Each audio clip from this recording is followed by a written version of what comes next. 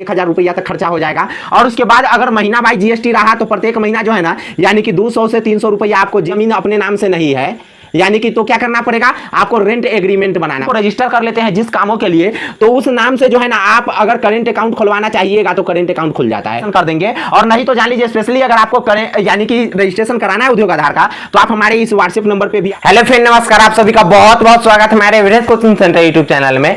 देखिए आज हम आपको बात करेंगे बिहार उद्यमी योजना।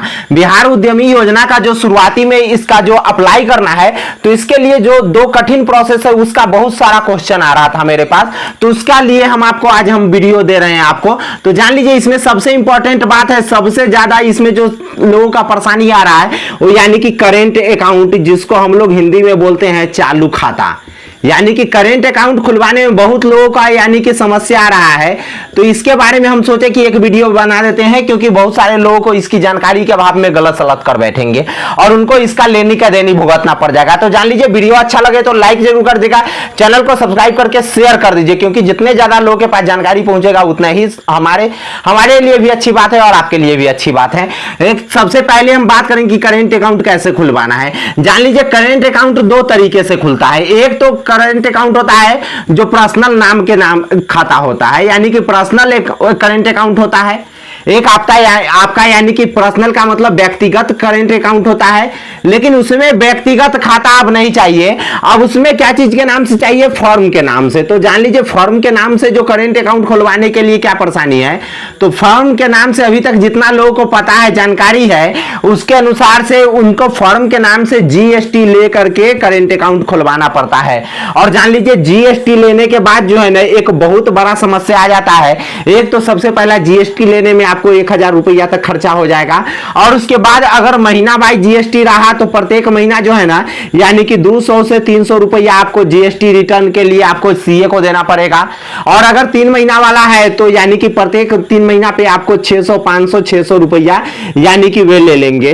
तो इसके लिए सबसे पहला बात, इसके लिए बहुत बड़ा टेंशन क्या चीज हो जाएगा कि एक तो सबसे पहले जीएसटी में पता नहीं कि वो युवा उद्यमी में चयन होकर के आएगा कि नहीं आएगा, लेकिन आपको 600 रुपया यानी कि 3 महीना पे आपको भुगतान करना पड़ेगा।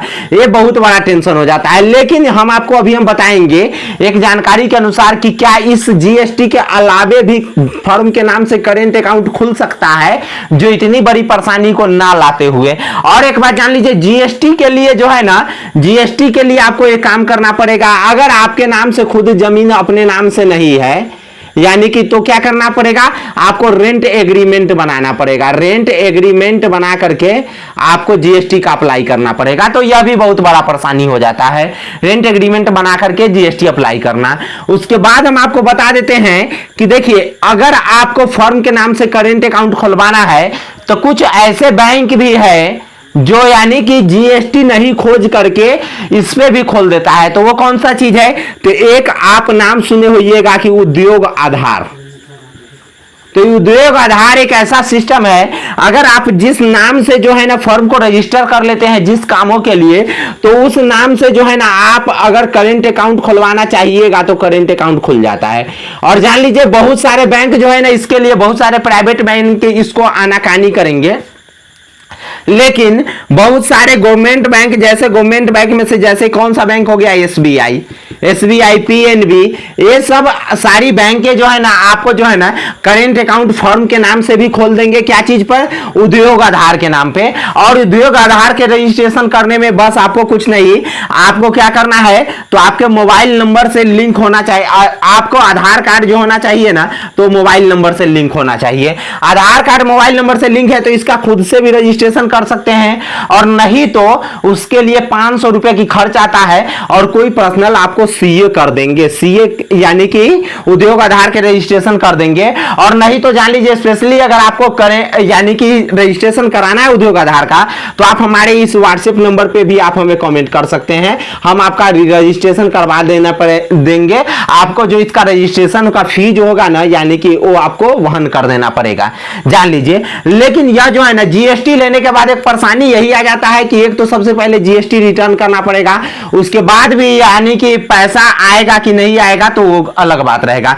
लेकिन अगर उद्योग आधार से रजिस्ट्रेशन करा के अगर करंट अकाउंट खुलवाते हैं तो क्या हो गया, यानी कि यही होगा, एक ही केवल इसमें डिसएडवांटेज है कि आपको करंट अकाउंट में मिनिमम जो होता है ना वो यानी कि जितना से खुलवाइएगा, जैसे 10,000 से खुला तो 10,000 रुपया यानी कि मेंटेन करना पड़ेगा, यानी कि महीने का 3 लाख रुपया आपके खाते में रहना चाहिए, चाहे एक दिन रहे या प्रत्येक मतलब सभी दिन मिला करके 3 लाख रुपया पुर जाए, यानी कि रात्रि 12 बजे आपके खाते में 3 लाख रुपया पुर जाना चाहिए। इसके लिए तो जान लीजिए बहुत सारा क्वेश्चन था करेंट अकाउंट के ऊपर, तो करेंट अकाउंट का जो भी समस्या था वो इस वीडियो में हम आपको सॉल्व करने का प्रयास किए हैं। अगर कोई भी परेशानी आता है तो जान लीजिए ये सारे चीजों पे आप हमारे वीडियो के नीचे कमेंट बॉक्स में कमेंट कर सकते हैं। और उसके बाद जान लीजिए कि करेंट अकाउंट वाला समस्या जो है ना, अगर आपको करेंट अकाउंट खुलवाना है तो इसके लिए यह चीज जो है ना यह कंप्लीट करके और करेंट अकाउंट का अप्लाई कर लीजिए किसी बैंक में, क्योंकि उसके बाद जो है ना ये फॉर्म जल्द ही आने वाला है उद्यमी योजना के तहत। और उद्यमी योजना के तहत आपको पता है कि 10 लाख रुपए मिलते हैं,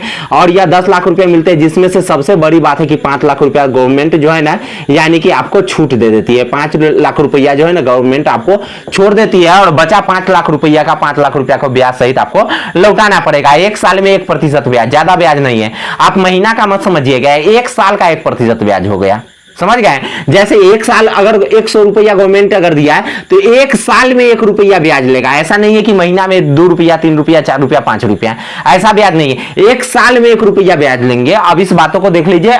आपको अगर मेरे द्वारा दी गई जानकारी अच्छा लगा होगा तो अपने दोस्तों में जरूर शेयर कर दीजिएगा, और वीडियो अच्छा लगे तो लाइक, चैनल को सब्सक्राइब कर लीजिए। धन्यवाद, फिर मिलेंगे नेक्स्ट वीडियो में, तब तक के लिए जय हिंद, बाय बाय।